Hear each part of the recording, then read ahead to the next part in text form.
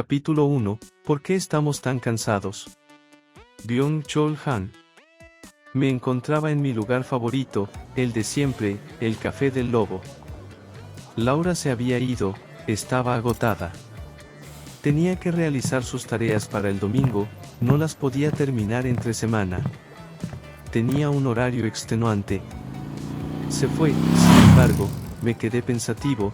Tenía que encontrar respuestas a ello. Al verla tan estresada me exasperó tanto que no sabía cómo ayudarla. Estaba totalmente quemada por el trabajo, la rutina, la sociedad y las exigencias actuales. Así, que decidí consultar a un filósofo actual, uno que podía asesorarme sobre estos temas. Acudí a la Sociedad del Cansancio, obra de Byung-Chul Han, que en términos generales nos pinta una versión de la realidad, bastante frenética, llena de positividad y con una falta de negatividad, por cierto, útil para conocer y reconocer nuestro espíritu. Comencé a leerlo, me imaginé a Laura como a ese Prometeo encadenado, destinada a levantarse cada mañana esperando a ser devorada por aquella águila, cada mañana, cansada, esperando a ser consumida por su trabajo y obligaciones. Han nos habla del sujeto de rendimiento y nos comenta lo siguiente. En realidad, el sujeto de rendimiento, que se cree en libertad, se halla tan encadenado como Prometeo. Prometeo como sujeto de autoexplotación, se vuelve presa de un cansancio infinito. Es la figura originaria de la sociedad del cansancio. Pensé, todos hemos sido un Prometeo cansado, víctimas de la inercia, de un sistema que nos empuja a rendir en todo momento. Así que seguí leyendo, me detuve y cavilé, cuántos amigos, familiares o conocidos tengo con trastornos de depresión, ansiedad, hiperactividad o neuróticos. ¿Cuántos de ellos no pueden parar, no saben cómo hacerlo? Las enfermedades neuronales como la depresión, el trastorno por déficit de atención con hiperactividad, el trastorno límite de la personalidad o el síndrome de desgaste emocional, definen el panorama patológico de comienzos de este siglo. Estas enfermedades no son infecciones, no son infartos ocasionados por la negatividad de lo otro inmunológico, sino por un exceso de positividad. Ciertamente, las enfermedades neuronales del siglo XXI siguen a su vez una dialéctica, pero no de la negatividad, sino de la positividad. Consisten en estados patológicos atribuibles a un exceso de positividad. Por lo visto, es a esta violencia de la positividad a la que se refiere Baudrillard cuando escribe, el que vive por lo mismo perecerá por lo mismo. Tanto la depresión, como el trastorno por déficit de atención con hiperactividad, o el síndrome de desgaste emocional indican un exceso de positividad. Este último significa un colapso del yo, que se funde por un sobrecalentamiento que tiene su origen en la sobreabundancia de lo idéntico. De modo que tal exceso de positividad es una bomba para la mente, el corazón y el espíritu. ¿Cómo podemos estar tranquilos, si por una parte muchas personas viven al día? ¿Qué opciones existen, si tengo que trabajar para comer o sufragar los gastos de mi familia o seres queridos? Por otra parte, sabía que existía un diseño social que difícilmente puede favorecer los silencios en nuestras desenfrenadas vidas. Aquel modelo socioeconómico, como bien comenta el autor, se había transformado para moldear las conductas de las personas. La sociedad disciplinaria de Foucault, que consta de hospitales, psiquiátricos, cárceles, cuarteles y fábricas, ya no se corresponde con la sociedad de hoy en día. En su lugar se ha establecido desde hace tiempo otra completamente diferente, a saber, una sociedad de gimnasios, torres de oficinas, bancos, aviones, grandes centros comerciales y laboratorios genéticos. La sociedad ya no es disciplinaria, sino una sociedad de rendimiento. Tampoco sus habitantes se llaman ya sujetos de obediencia, sino sujetos de rendimiento. Estos sujetos son emprendedores de sí mismos. La sociedad del rendimiento se caracteriza por el verbo modal positivo, poder sin límites. Los proyectos, las iniciativas y la motivación reemplazan la prohibición, el mandato y la ley. A la sociedad disciplinaria todavía le rige el no. Su negatividad genera locos y criminales. La sociedad de rendimiento, por el contrario, produce depresivos y fracasados. En este último apartado, me quedé pensativo con la última frase, produce depresivos y fracasados, así que hice un recuento de todas las pláticas con personas que pertenecen a la generación de Laura, personas de casi 30 años hasta un poco pasados los 40, pero también con un número considerable de personas de otras generaciones. Actualmente todas estas generaciones fueron instruidas con el precepto de que obtener una educación alta vendría aparejado de diversos beneficios, una cuenta sana, una casa o una vida holgada. No obstante, no fue cierto, si bien es sabido que la educación será siempre un acicate en el desarrollo de una persona y un pueblo, también es correcto que algo no estaba funcionando bien. Pues no existía tal relación, a más estudios no vendría aparejado de prosperidad material. No existe porque es responsabilidad tuya, tienes que esforzarte y rendir más. Al apreciar los comentarios de varias personas, había un ambiente de desesperación. Los altos estándares de las redes sociales o de los diversos medios de comunicación establecían de manera general que la gente buscará ser como otros, pero no como ellos eran realmente. Lo anterior tenía como consecuencia una gran cantidad de amigos, familiares, depresivos y cansados, pues no podían lograr esas metas, que muy probablemente no eran suyas, eran las que se les imponían. Sus almas estaban agotadas, como menciona el autor. La positividad del poder es mucho más eficiente que la negatividad del deber. Lo que provoca la depresión, por agotamiento, no es el imperativo de pertenecer solo a sí mismo, sino a la presión del rendimiento. Visto así, el síndrome de desgaste ocupacional no pone de manifiesto un sí mismo agotado, sino más bien un alma agotada, quemada. En realidad, lo que enferma no es el exceso de responsabilidad e iniciativa, sino el imperativo del rendimiento, como nuevo mandato de la sociedad del trabajo tardomoderna. El hombre depresivo es aquel animal laborans que se explota a sí mismo, a saber, voluntariamente, sin coacción externa.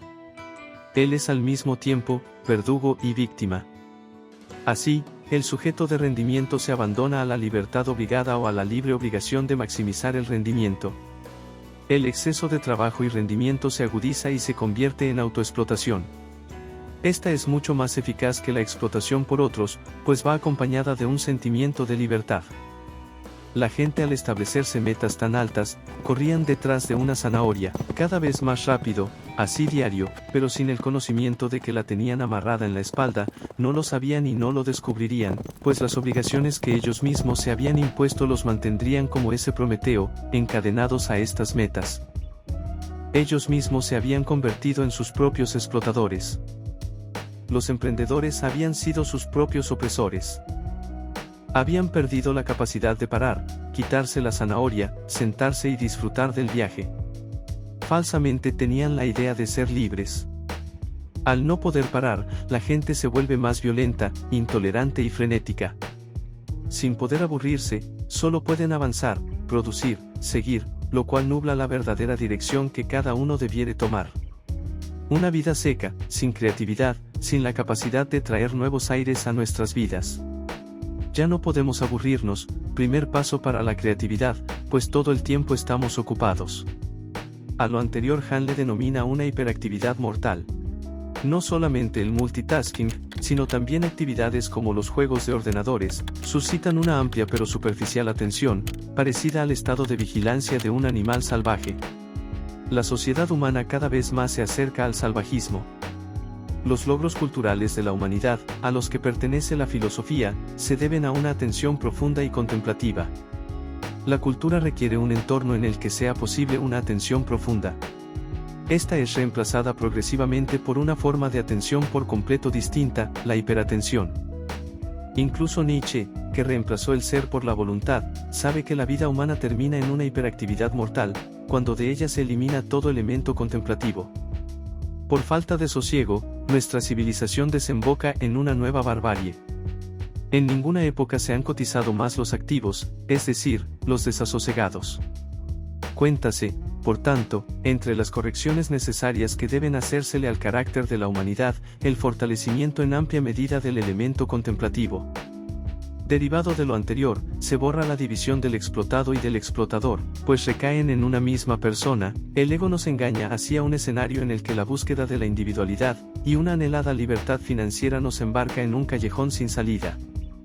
El animal laborans tardomoderno no renuncia de ningún modo a su individualidad ni a su ego, para consumarse trabajando en el proceso vital anónimo de la especie. La sociedad de trabajo se ha individualizado y convertido en la sociedad de rendimiento y actividad. La dialéctica del amo y el esclavo no conduce finalmente a aquella sociedad en la que todo aquel que sea apto para el ocio es un ser libre, sino más bien a una sociedad de trabajo, en la que el amo mismo se ha convertido en esclavo del trabajo. En esta sociedad de obligación, cada cual lleva consigo su campo de trabajos forzados. Y lo particular de este último consiste en que allí se es prisionero y celador, víctima y verdugo, a la vez. Así, uno se explota a sí mismo, haciendo posible la explotación sin dominio. Todo el tiempo vamos a prisa, sin detenernos por un minuto, hemos perdido nuestra pedagogía del mirar, ahora solo nos hemos enseñado a ver, sin introspecciones, solo vemos lo superficial. Algo tan básico lo hemos olvidado. La vida contemplativa presupone una particular pedagogía del mirar. En el ocaso de los ídolos, Nietzsche formula 3 tareas por las que se requieren educadores. Hay que aprender a mirar, a pensar y a hablar y escribir. El objetivo de este aprender es la cultura superior. Aprender a mirar significa acostumbrar el ojo a mirar con calma y con paciencia, a dejar que las cosas se acerquen al ojo, es decir, educar el ojo para una profunda y contemplativa atención, para una mirada larga y pausada. Este aprender a mirar constituye la primera enseñanza preliminar para la espiritualidad. En el marco de la positivización general del mundo, tanto el ser humano como la sociedad se transforman en una máquina de rendimiento autista. A medida que avanzaba más, entendía que las palabras del autor dibujaban una sociedad cansada, sin posibilidades de decir no, la negatividad está prohibida, tanta positividad nos ciega. El ser empresario de sí mismo nos ha convertido en explotadores de nosotros mismos. El sujeto de la modernidad tardía, al que se le exigen rendimientos, no desempeña ningún trabajo obligado. Sus máximas no son la obediencia, la ley ni el cumplimiento del deber, sino la libertad y la voluntariedad. Lo que más espera del trabajo es una ganancia en términos de placer. Tampoco actúa por mandato ajeno. Más bien se escucha sobre todo a sí mismo. En todo momento, estamos buscando, pero no encontramos, si lo hacemos no estamos conformes, siempre hace falta algo. Se está tan vacío que se busca llenar ese silencio, con metas, proyectos o con mayor rendimiento. Cuando no cumplimos nuestros objetivos constantemente nos culpamos. Todo el tiempo hace falta algo, por ello se camina hasta el cansancio, ya no se puede seguir, se está agotado. La sensación de haber alcanzado un objetivo, no se evita adrede, sino que más bien, nunca se produce el sentimiento de haber alcanzado un objetivo definitivo. No es que el sujeto narcisista no quiera concluir nada, sino que no es capaz de hacerlo. El imperativo de rendimiento lo fuerza a aportar cada vez más rendimientos.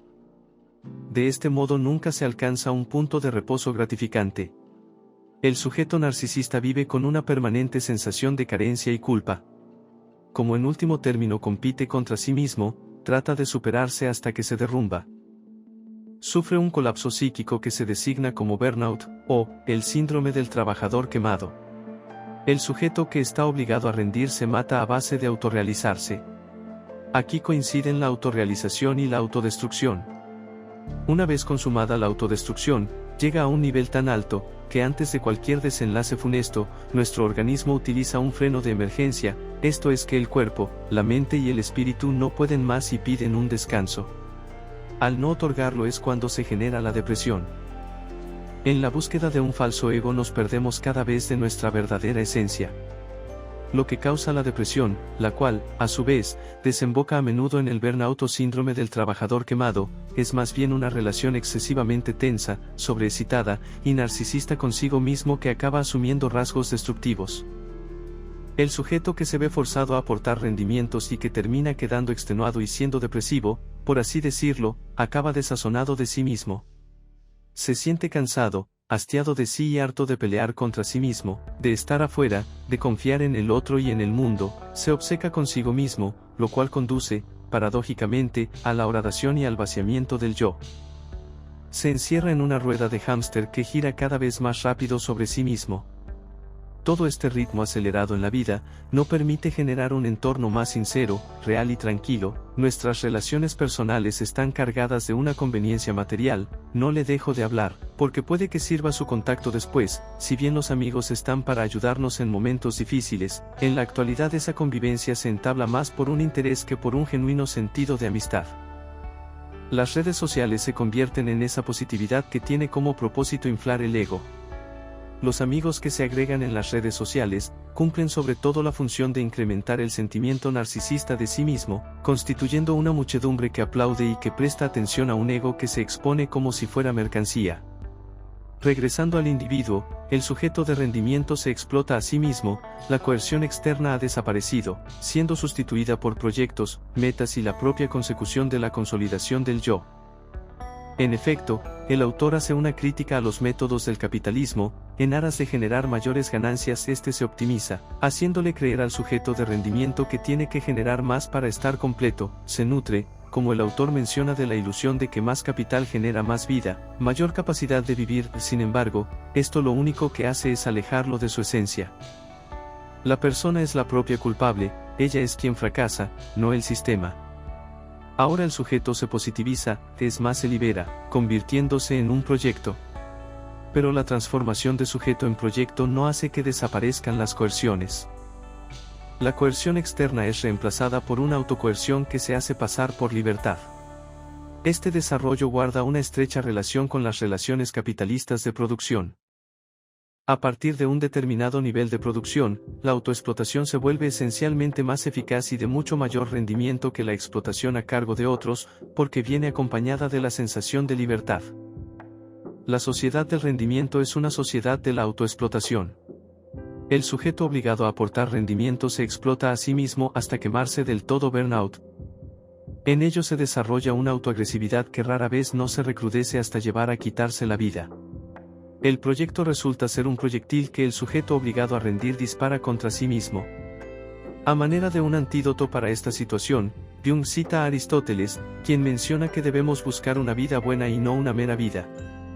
Aristóteles llama la atención sobre el hecho de que la mera ganancia de capital es reprobable, porque solo se preocupa de la mera vida y no de la vida buena, de ahí que algunos crean que es la función de la economía doméstica, y acaban por pensar que hay que conservar o aumentar la riqueza monetaria indefinidamente. La causa de esta disposición es el afán de vivir, pero no de vivir bien. Asimismo, el autor nos invita a la reflexión, a que recuperemos nuestra divinidad a través de una vida más tranquila, que nos reconectemos con nosotros mismos y los demás. Cuando vivimos en unos tiempos sin festividad, en una época sin fiesta, perdemos todo lo relación con lo divino. Las fiestas y los rituales abren un acceso a lo divino. Mientras trabajamos y producimos no estamos con los dioses ni somos nosotros mismos divinos. Los dioses no producen ni trabajan. Finalmente, pensé en todo lo que me comentó Laura, sin duda la lectura del autor, más que resolver mis dudas, abrió más preguntas. No obstante, para mí, aperturó un nuevo horizonte y si bien algunas cuestiones no son resueltas por Han, como algunas soluciones para dejar de ser una sociedad del cansancio, sí establecen diagnósticos que actualmente son muy certeros, pues rigen la vida de muchas personas.